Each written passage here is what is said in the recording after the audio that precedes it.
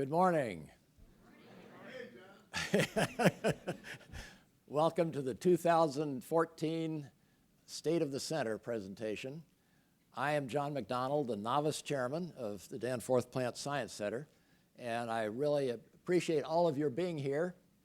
I think this is the largest turnout that has been since I've become chairman.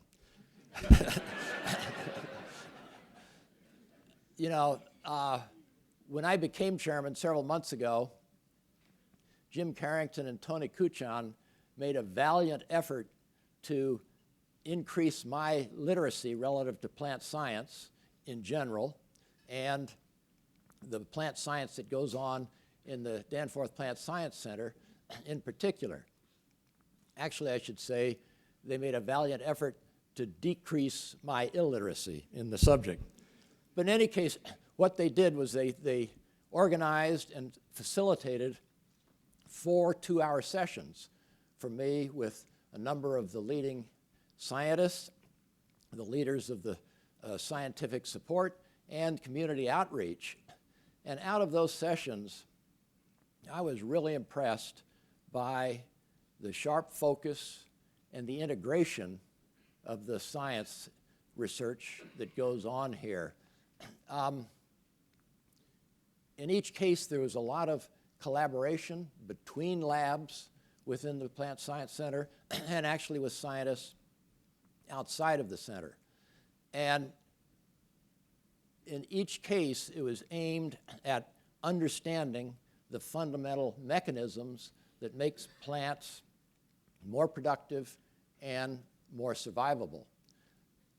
You know, from that, I really understood better the value of an independent research organization like this, because that sort of focus and collaboration would be very difficult to achieve in the normal university type of environment. So I think you succeeded a little bit in decreasing my illiteracy. Today we will hear from Bill Danforth, the founding chairman, Jim Carrington, the president, Sam Fiorella, the chief operating officer of the state of the center. And then we'll conclude the program with a Q&A session with Bill and Jim and Sam, and I'll be up there with them to answer any questions that those guys can't handle. And we're fortunate to have with us as the moderator Molly Klein, who is a plant scientist by education. She was the senior director of industry affairs at Monsanto until she retired in 2010. She is a past president of the St. Louis Agribusiness Club, and she is a longtime volunteer in many capacities here at the center. So that should be, and thank you very much, Molly, for doing that.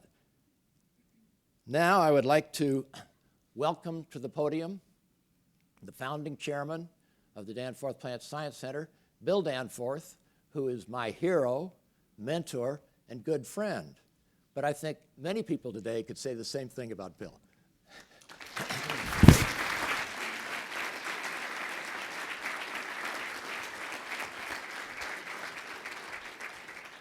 Thanks, John.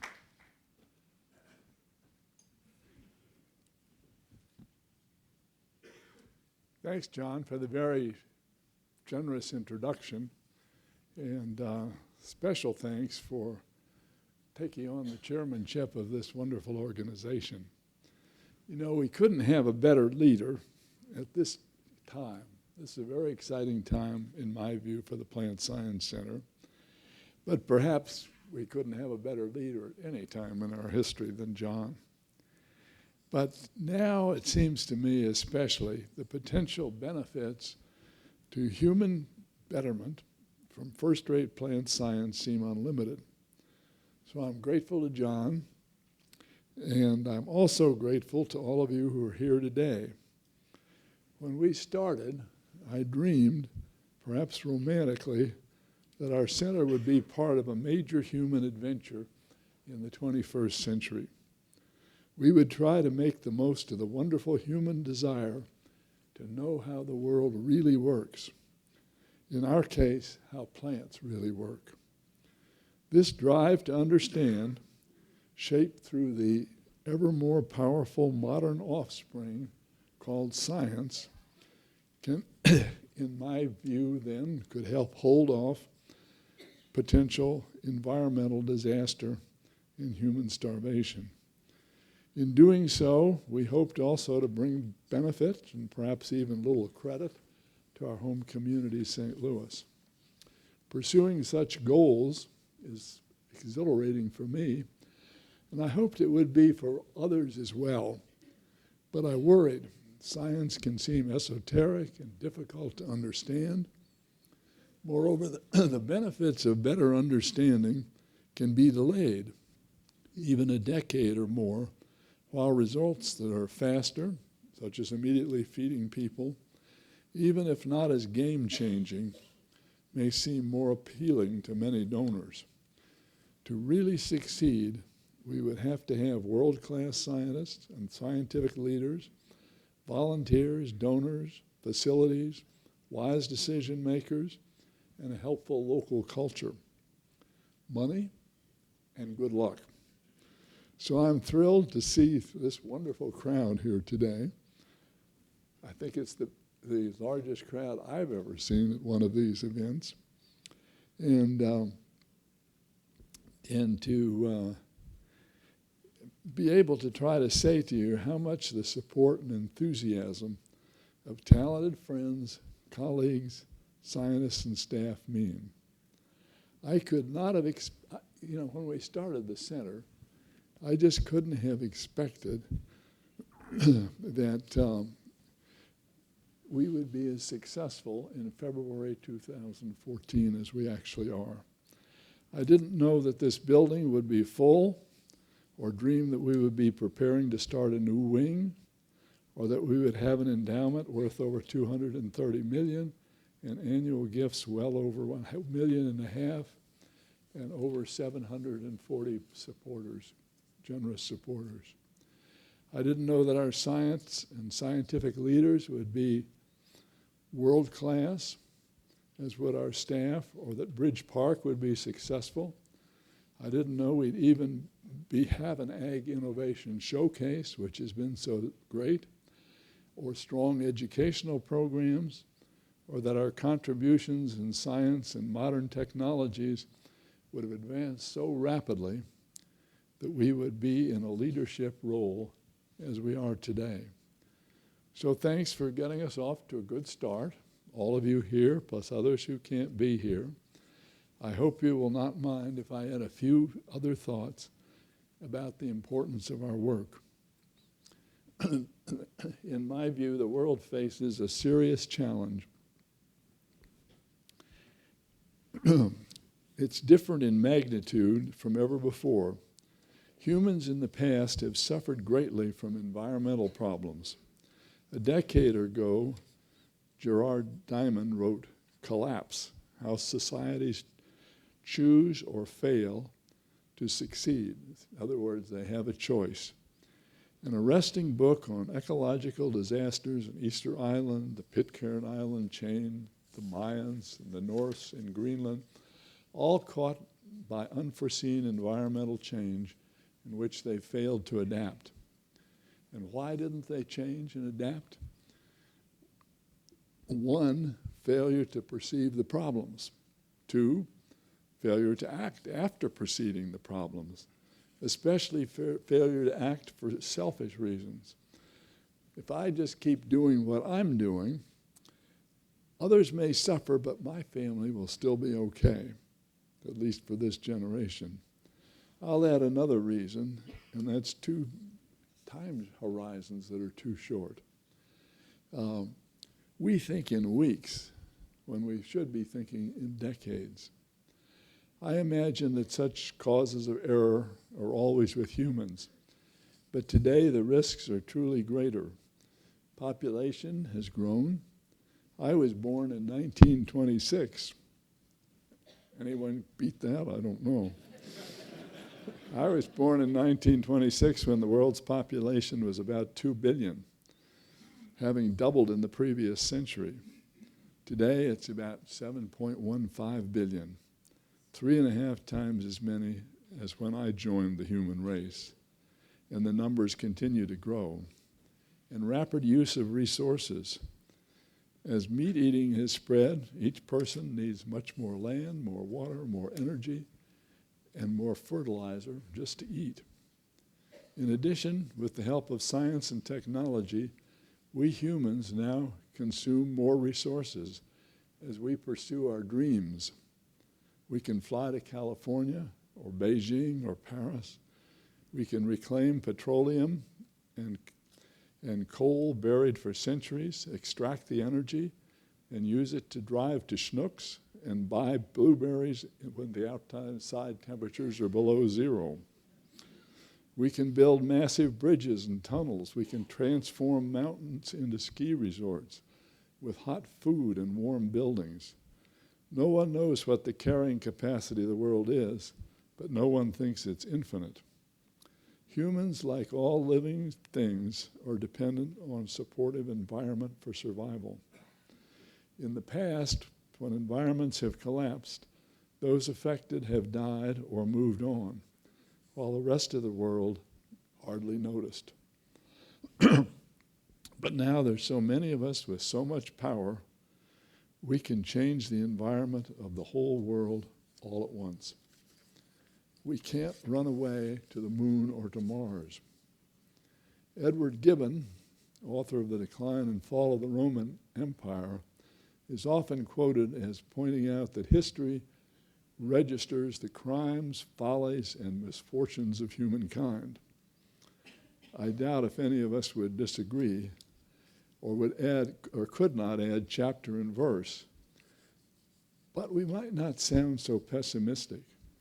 We've seen so many unselfish heroes, so many good things, so much improvement in the health and well-being of most people, too much expansion of democracy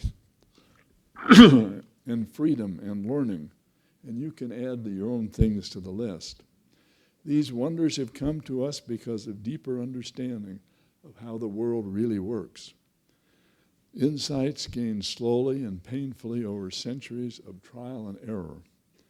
But fortunately, today we have a great new ally. Science has speeded up and hastened discovery and learning so that we have fewer excuses for repeating the mistakes of the past. And thanks to science, we have seen an enormous increase in understanding of nature, how to live with it, how to preserve the environment, and even how to make it better. And we now detect warning signs better, so that if we are willing, we can recognize the risk of environmental catastrophes that caught our ancestors unprepared. And we have also learned how to learn faster, much faster. We live in a grand and glorious era, different from any before. But each generation has to learn more from history and chart wiser courses. Since this is the annual report of our Plant Science Center, you will not be surprised if I say that we're all contributing by helping center scientists succeed in the quest better to understand how plants really work, how they fit into the environment, how we can alter them to make them work better for us, and how we humans can alter our own behavior to make us better partners with plants in feeding the hungry and in preserving and improving the environment. Finally, I believe if we educate ourselves and put our confidence in human intelligence and in science rigorously applied by talented individuals, such as we have here, we can add another positive chapter to our human story. And thanks for being a part of all of this. Now, next on the agenda is our leader and our president, who does and oversees the real work here, that the rest of us try and help with, Jim Carrington.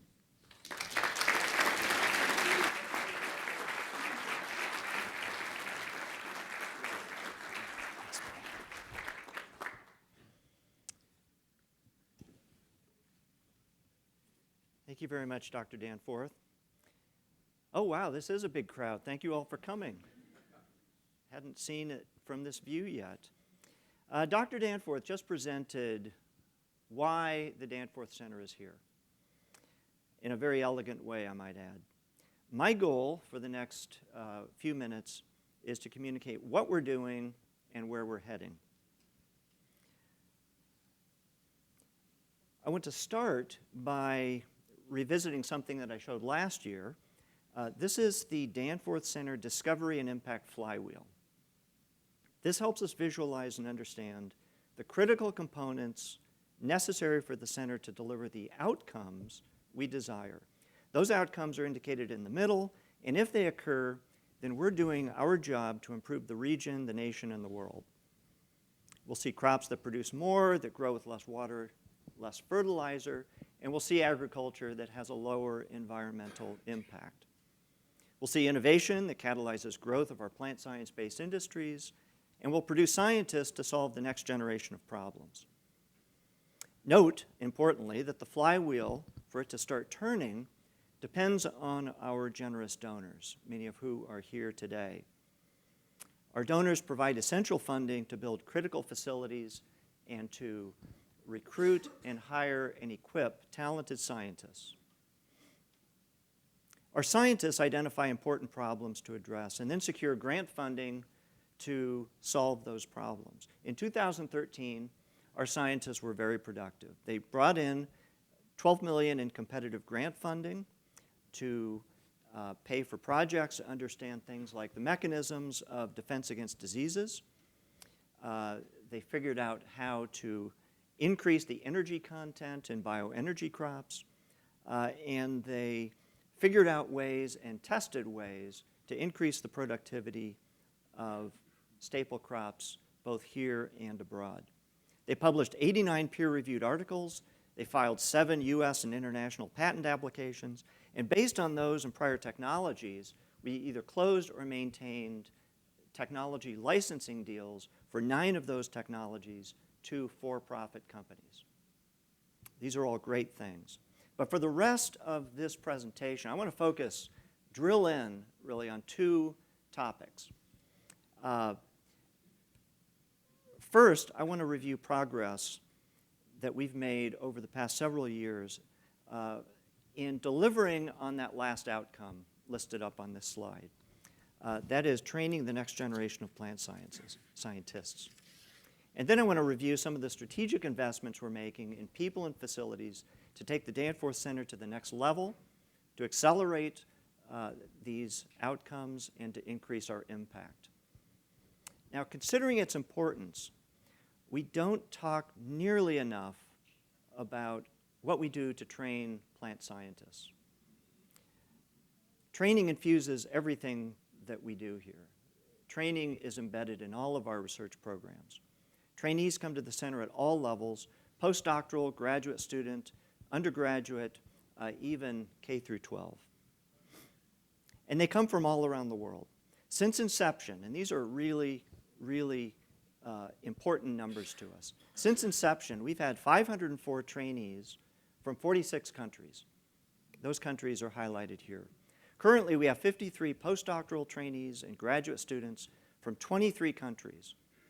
And we'll take on 14 more undergraduate research trainees in June of this year. I'll tell you more about that in just a few minutes. 50% of our trainees are international. We truly are a melting pot here at the Danforth Center.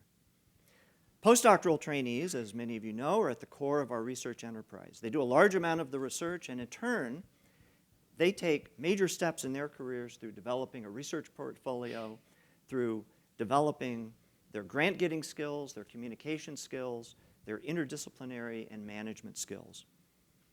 Graduate student training at the center was identified, again, as many of you know, as a priority 3 years ago.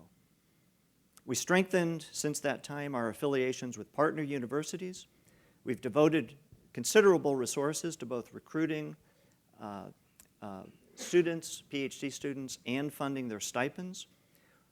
And we've partnered with Washington University in particular to improve and expand the plant and microbial biology graduate program. Today, we support 19 PhD students in 9 different center labs. These students include 7 each from Washington University and the University of Missouri System.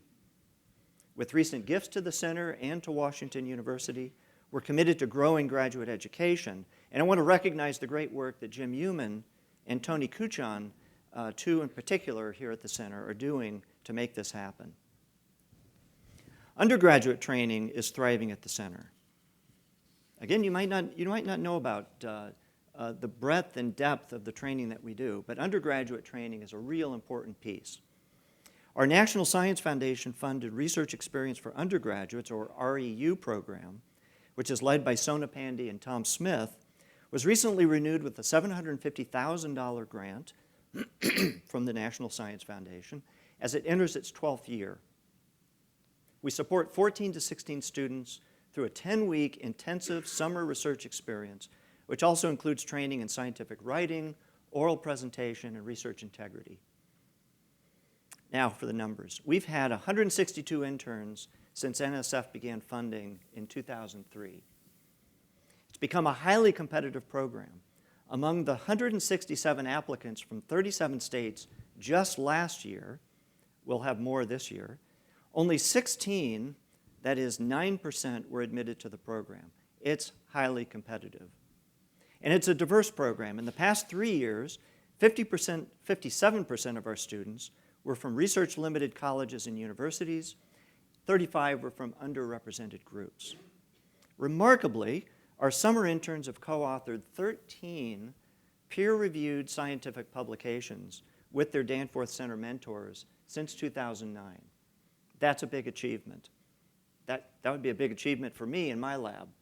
For the undergraduates we're training, these are major milestones, not just in their careers, but in their lives. 40% of our summer interns that come through our program go into plant science careers, most going through a PhD graduate program after they graduate from their undergraduate program. We consider this program overwhelming success. Now, nobody embodies success of the summer intern program more than Andrew Mutka. Andrew was an interesting guy. He was an undergraduate biology major, still is an interesting guy. Undergraduate biology major at Valparaiso University in Indiana. He heard about the Danforth Center, learned a little bit about the summer REU program, and in 2005 applied and he was accepted. He came down, had a great experience. He loved interacting with the scientists. In fact, that was one of the seminal moments for him after he gave his final presentation. It wasn't the other students that impressed him. It was the scientists here at the center who came down and engaged him as a peer. That made a big impact to Andrew. After he graduated from Valparaiso, he went to Washington University, where he received his PhD in plant biology, working with Barbara Kunkel, who many of you know. And in November, just to show you that life goes in a circle, Andrew came back to the Danforth Center as a postdoctoral trainee in Becky Bart's lab. He's here today, and for all that he's achieved, let's give Andrew a hand.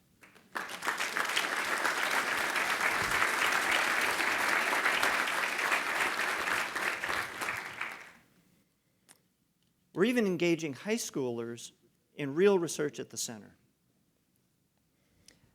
Terry Woodford Thomas and her team, including Beth Prakash, in collaboration with Tom Britnell's lab, recently brought the Mutant Millet program to 448 students at 6 high schools in the region.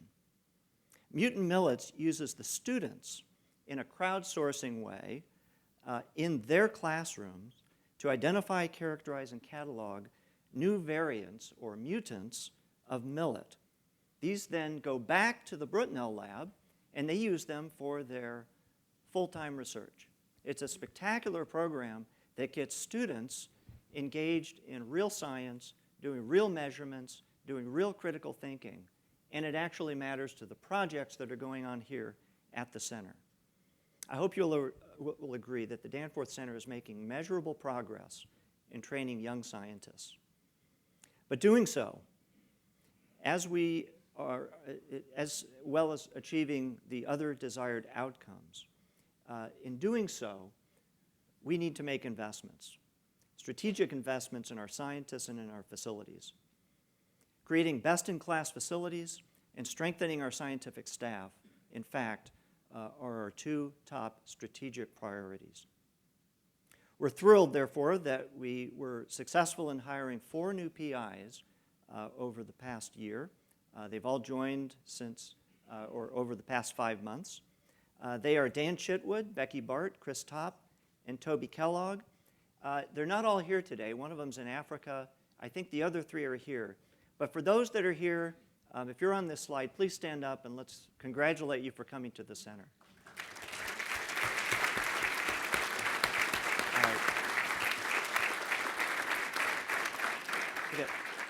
Toby, Chris, and sneaking way in the back there is Dan.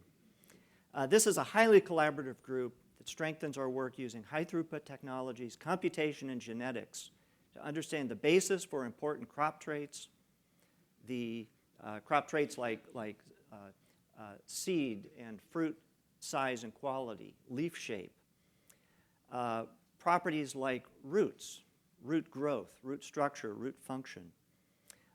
They're expanding our franchise in cassava by understanding better disease resistance in that important staple crop. And they're studying natural variation that can be tapped for crop improvement. Regarding major investments in new facilities, let me mention 2 projects of great importance to the center. First, and this is an exciting one. They're both exciting, but this one you can go and see right now. You can touch it, watch it. It's in action today. This is the Bellwether Foundation phenotyping facility. It's now up and running. This was funded, as the name implies, by a very generous gift from the Bellwether Foundation.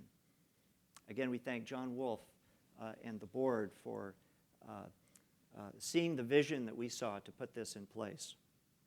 This is a one-of-a-kind facility that automates measurements of multiple plant properties like biomass, leaf shape, light energy capture, and water use. This allows us to more quickly and more accurately identify important traits to better understand how plants respond to changes in their environment. Development of the Bellwether facility has been through a tremendous collaboration among many of the labs here at the center. This collaboration included scientists in 4 laboratories and Mindy Wilson, our new facility manager. I'm proud to recognize 4 of the postdoctoral scientists who have been key to developing this system.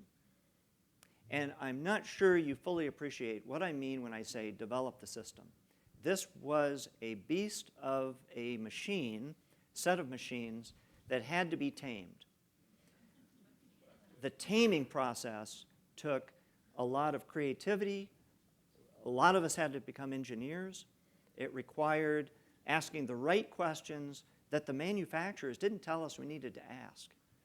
It was figuring out a very complicated system and getting it to the point where we could use it as a productive tool for science. This was a heroic effort, and I want to recognize 4 of the postdoctoral scientists who dedicated enormous amounts of time and energy to make that happen. They are Noah Falgren from my lab, Malia Gayon, who you might recognize as the human thread through the Here and There video. She's from Todd Mockler's lab, Max Feldman from Ivan Baxter's lab, and Sankhi Wanasuraya from Tom Brutnell's lab. They're here today. Please stand up and be recognized.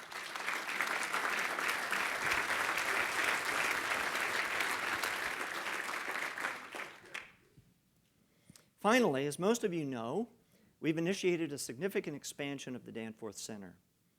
This includes a new research building, a wing really, that will be added to the west of the current building in which you sit. This building is under design right now by Christner Architects. We have a number from the Christner team with us here this morning. Importantly, this building will provide capacity for up to 100 new scientists, that is, 10 new PIs and their research groups. We're embarking on the expansion so that we can deliver better outcomes faster, so that we can accommodate the needs that our current facility cannot accommodate. Time passes, science changes. We need to adapt through our facilities and that's a big reason we're putting this building up. We're doing this so that we're in a better position to attract best-in-class principal investigators and trainees. We're doing this to be a more robust institution. And we believe this will be good for the region by strengthening St. Louis as a world center for plant science discovery, community, and impact.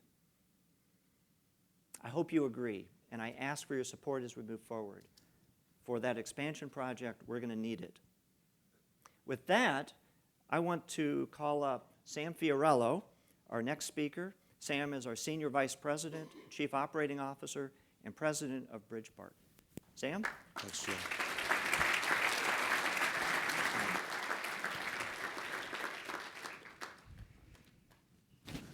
Good morning, everyone. Thank you so much for coming in. It really is incredible to see this crowd here. And unlike past years, we actually have had nice weather. We've had this event in snowstorms and ice storms. But it's great to see you here. And like Jim and Dr. Danforth and John, just extend my warmest welcomes. Our mission here at the Danforth Center is to improve the human condition through plant science. And we achieve it in three ways: to help feed the hungry and improve human health, to help preserve and renew our environment, and the third component is to enhance our region as a world center for plant science. Today I'll use my segment of the joint presentation to talk to you about the Bridg Park, our most significant initiative to drive that third mission point.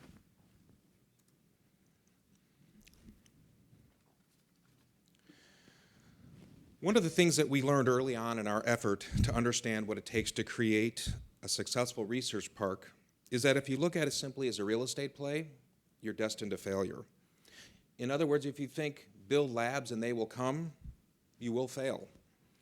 What's needed to attract, incubate, and grow successful businesses is a robust value proposition. In other words, how will establishing or moving a business to Bridg Park add value to a company? If you can't answer that question, you'll fail. Our tagline, research, resources, and relationships, lays out our value proposition. That is, if you're in the ag tech, plant tech industry, and proximity to best-in-class research is important, and if your company relies on critical infrastructure, and if you would like to be at the center of a vibrant network of investors, entrepreneurs, and industry players, come here. Let me dive deeper into each of these components of the value proposition in the coming slides. First one, research. As you heard from Jim in his remarks, with its body of scientists and state-of-the-art facilities, the Danforth Plant Science Center is a best-in-class research institute. But the Danforth Center is not the only plant research offering in our region. As home to the Missouri Botanical Garden, Washington University, University of Missouri St. Louis, University of Missouri Columbia, St. Louis University, and others, our region features some of the finest plant and ag research enterprises in the world. In fact, with over 650 plant PhDs, our region is the world's leader in plant scientists. And that 650 figure, by the way, I didn't include any of the researchers in Columbia, University of Missouri in Columbia. That number would go up greatly. So that 650 number is head and shoulders above other regions. We are really the epicenter of plant scientists.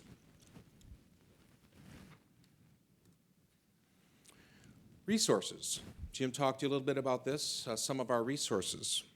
But unlike an internet startup or a group of young millennials writing the next big iPhone app, plant science companies most often require access to unique and capital-intensive infrastructure and instrumentation.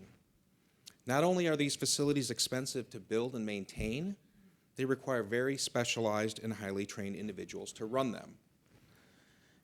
As a park tenant at the Danforth Center's campus, a tenant business has immediate, affordable, and just-in-time access to a body of core facilities. These core facilities in aggregate cost upward of $40 million to build and operate. Way too high for any small or medium-sized company, or indeed a big company, to do on their own. And I will tell you that almost every single one of our Bridg Park tenants uses all or some of these core facilities on our research park. Relationships. The final R in our tagline, relationships, is in some ways the most difficult to quantify, but nonetheless a very important component of our value proposition. One example of our effort to proactively build an ag investors network is our establishment of the annual Ag Innovation Showcase, which we launched 5 years ago. The event, which is held here at the Danforth Center, brings together 4 categories of attendees: investors, entrepreneurs, key industry leaders, and thought leaders. When we first launched the event, Ag Showcase was in May of '09. We had an unproven, fledgling product that we hoped to build into a must-attend gathering. You can see from some of these numbers how we've grown. In 2009, we had 180 attendees here, and a big subset of those were friends and family that I pleaded to come.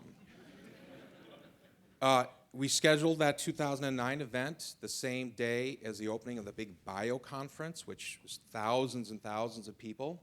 But we wanted to send a message that we wanted to create something that for the ag tech, plant tech world, this was front and center. So we got 180 people to come, and folks didn't know what they were going to get. In '09, we had a number of states represented. We had 2 countries, the United States and Canada, represented. 16 investor firms came, and most of those were players that had been very used to the ag tech and ag innovation world and felt a level of comfort.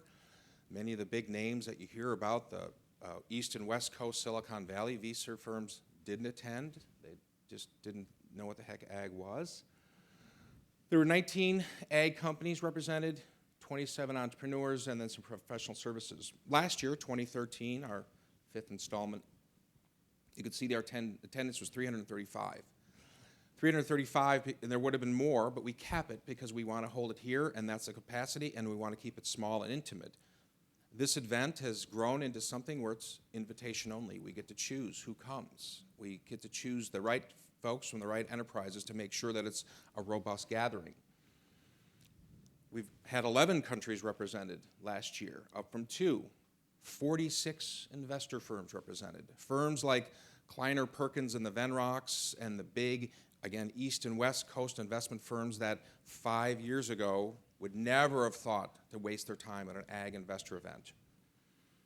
We had 68 ag industry companies come, a broader representation across the industry spectrum, not just the seed companies, but some of the manufacturers of equipment and food companies and fuel companies and on and on. 65 entrepreneurs, and you can see 64 professional services. The so what of all this, I put on the right some of the measurable achievements. If we just gather for a couple of days and there are folks getting to know each other, that's nice, but it's doesn't really, there's no real so what here. We monitor the folks that have attended at Ag Showcase. $106 million have been raised by companies that have come to Ag Showcase, early stage companies. We asked them, can you trace it back to your event at Ag Showcase? Over $100 million. 97% of the presenters found potential partners, and 83 of those presenters found potential investors. Real success, and we already have headwind going to 2014.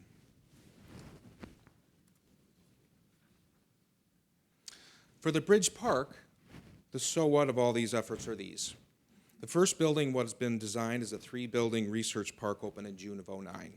Today, 17 enterprises employing 270 people call Bridg Park home. Of those 17 entities, 10 are what we refer to as homegrown. The other 7 relocated to the park and our region because they recognize the unique opportunity it offers. Of those 7 imports, 4 of them moved to our park from other locations in the U.S., and 3 from abroad. And before I get to the next slide, just this is a good time, I'd be remiss if I didn't call out one person who really makes that happen and thinks about this every minute, every day, and that's Mark Gorski, who runs the park. Mark, are you in the audience? If you are, just stand up for a minute. None of this would be possible without Mark doing this every day.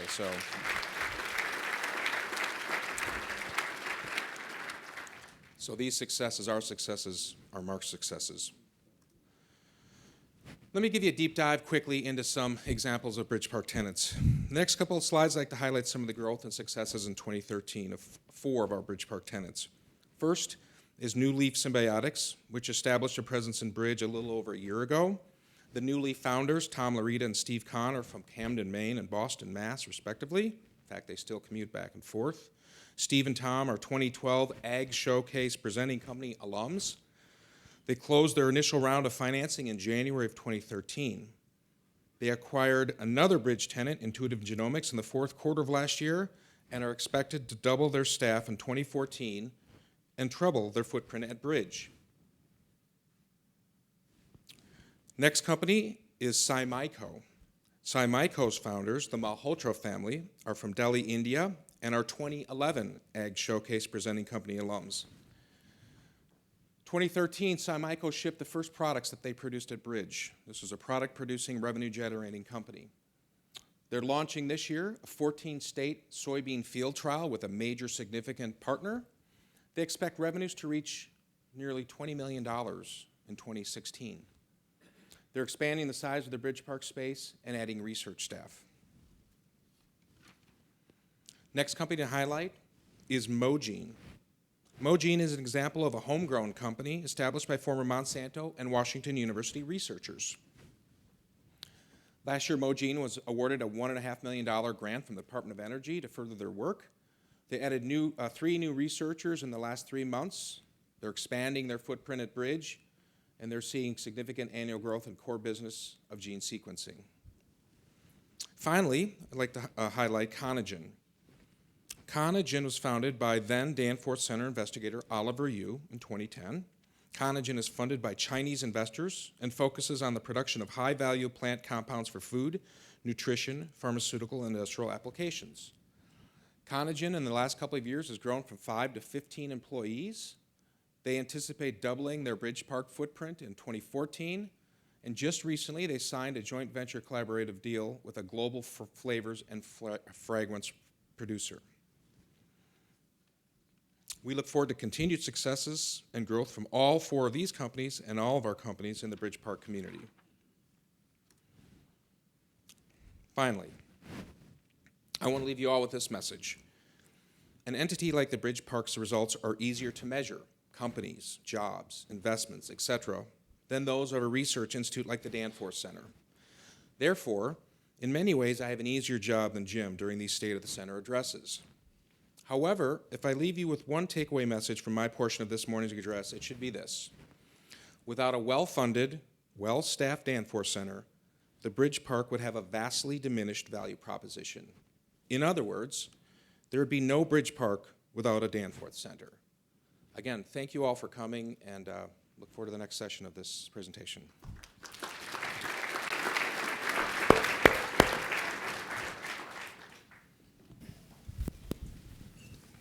Do we have to turn on?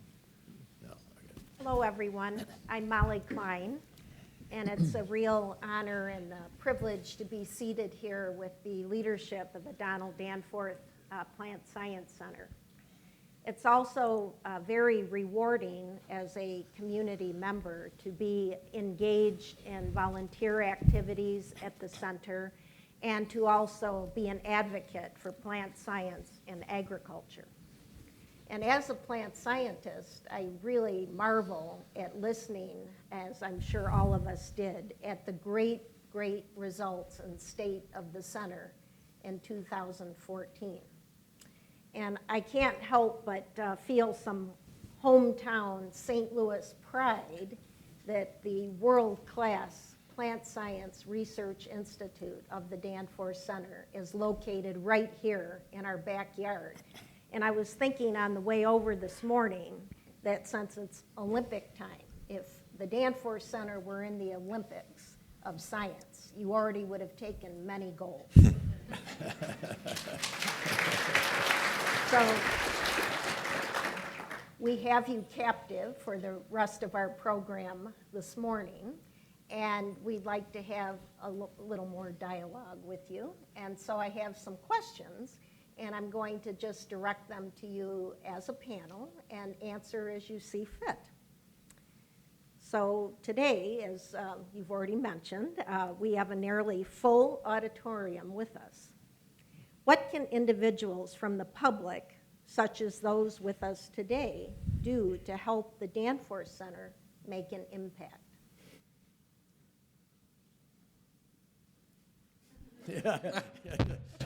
Listen to him. Well, let me just tell you the way I look at this.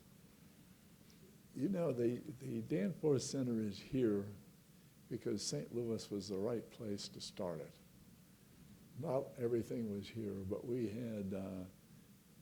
were in the Midwest, we were in the Farm Belt, we had wonderful basic biologic science in our medical schools especially, and we had a very friendly community. And it was hurting for more investments, more things going on. And so I think that if you look at St. Louis as a whole, that a lot of things are happening here that support us. And I think, and then we support what's going on. More investors in St. Louis are interested in startup companies. There's more activity in various kinds of life sciences. And so I think when we're involved, if you think of how you build this community and build a kind of community that's welcoming to people from outside, that lets people succeed here where they might not succeed in other places. And then if you narrow down specifically, what do we need here?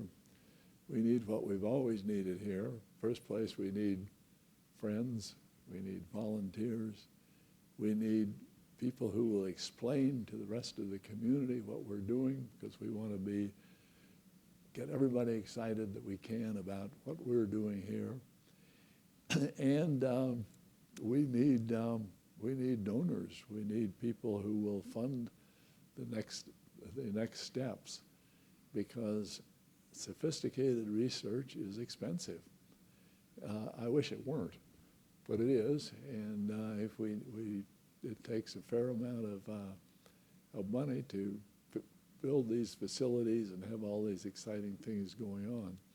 The payoff, in my view, is going to be great, both for the world and for St. Louis.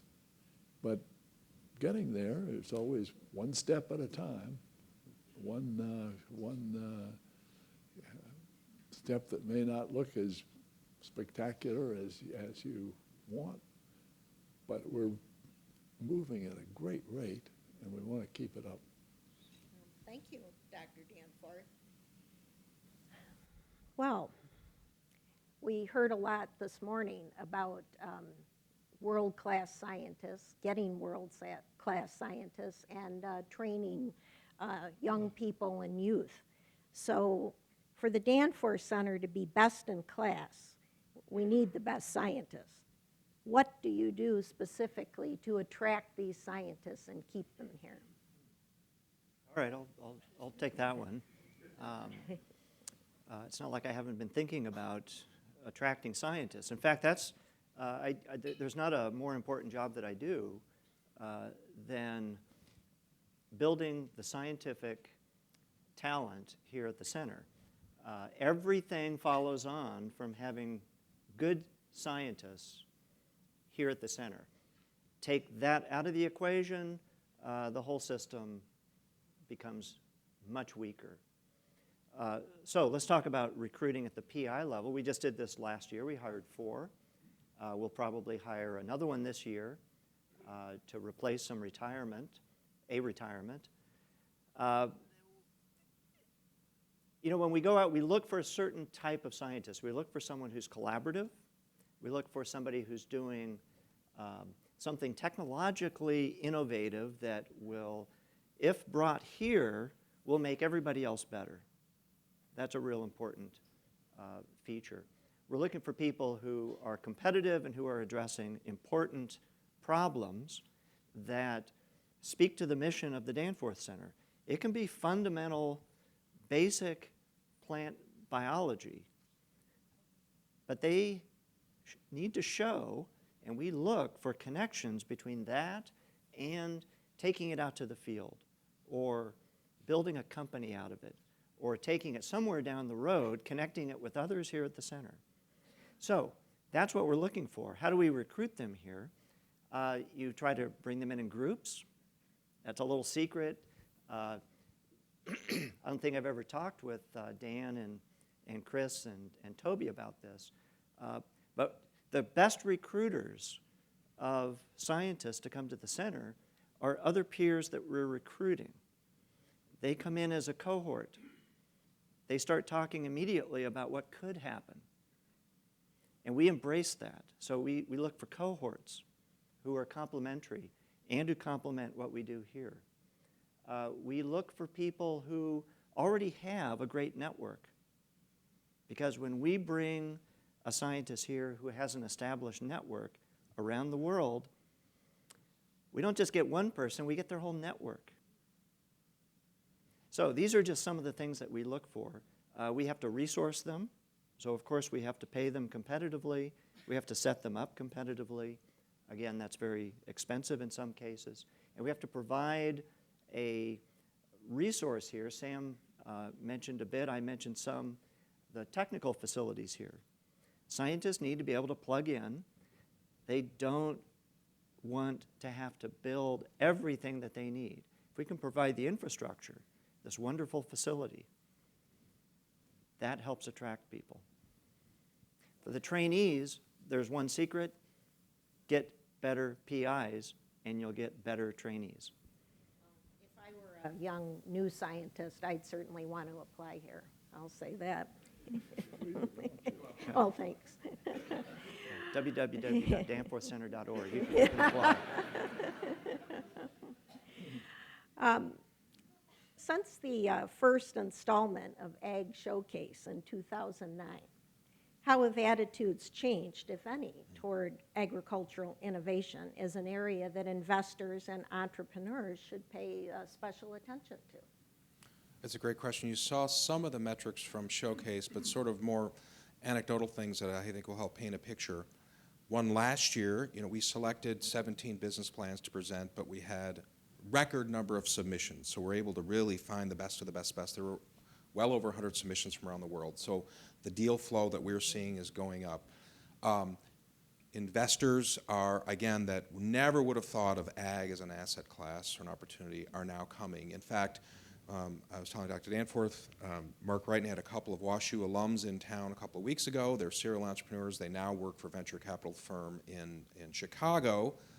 And he said, can we come and see the Danforth Center and learn a little bit? So it was very nice. We did it. And I said, are you doing this just because it's here? And he said, well, I need to learn about ag because more and more of the funders are saying, do you have an ag fund? Which is unheard of. So that's happening. Sort of the third touch point is that last year the Kauffman Foundation had a representative attend Ag Showcase, and they're interested in the opportunities of ag innovation, ag investing, and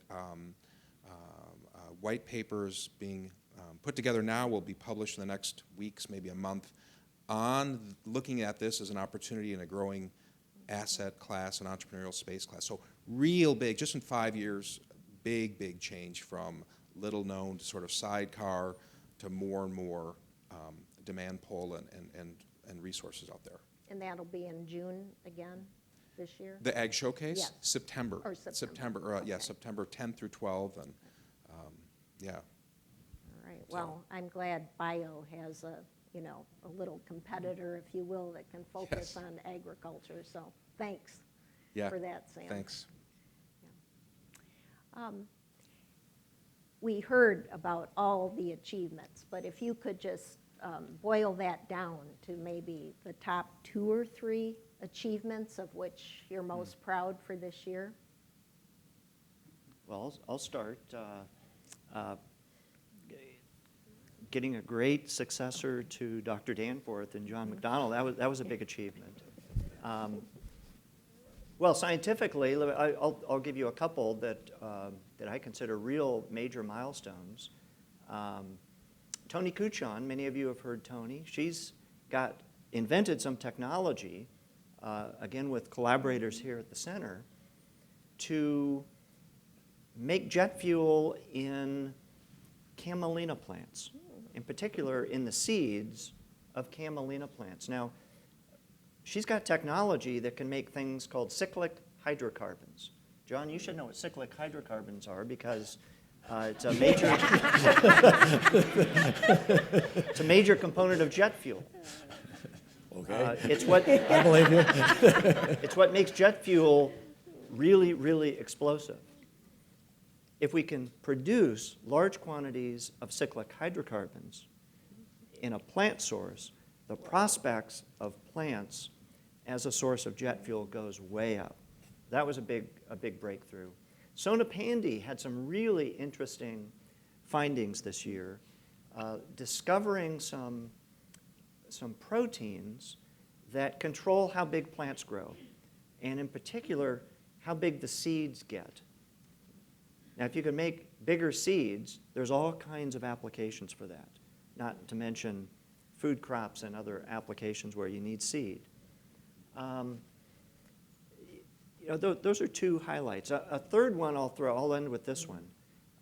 We had some major milestones this year in our field trials for one of our flagship products that we're developing for staple food purposes in Africa.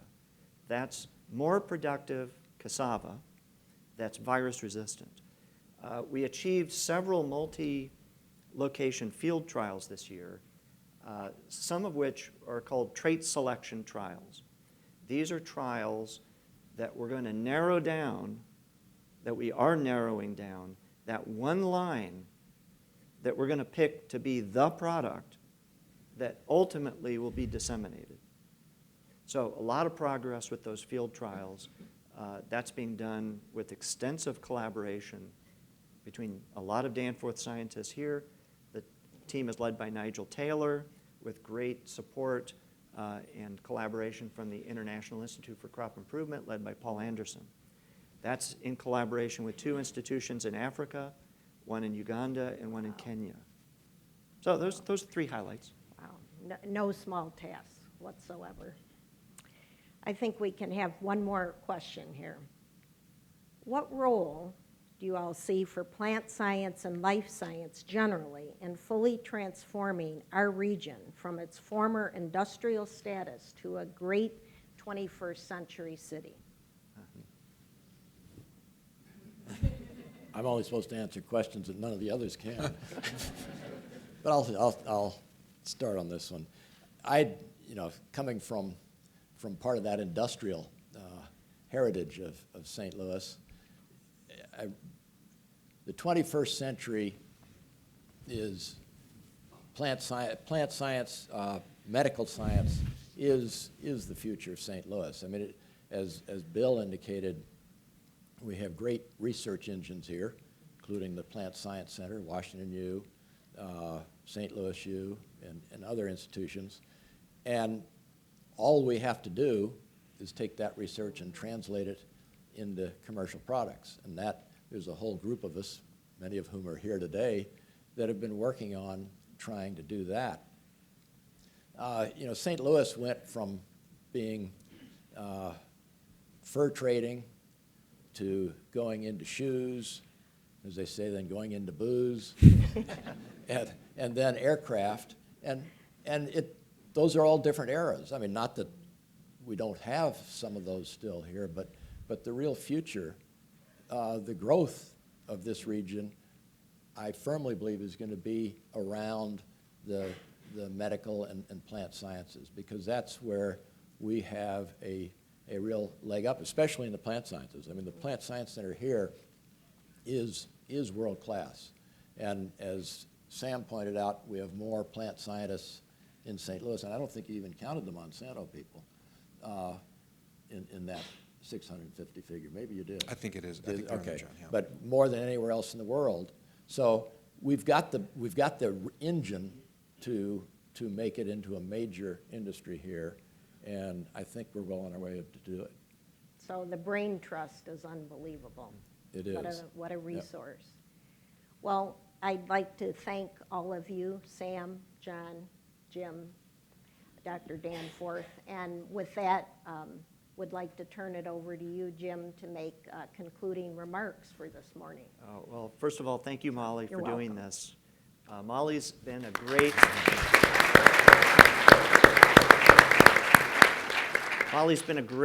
participant, a great partner with the Danforth Center in many different capacities. Thank you all for coming. this is important that you learn the little sliver of about the Danforth Center today that you learned. Take it with you, tell your friends about it, tell your coworkers about it. Again, we need your support, and we'll be in touch. Thank you again for coming.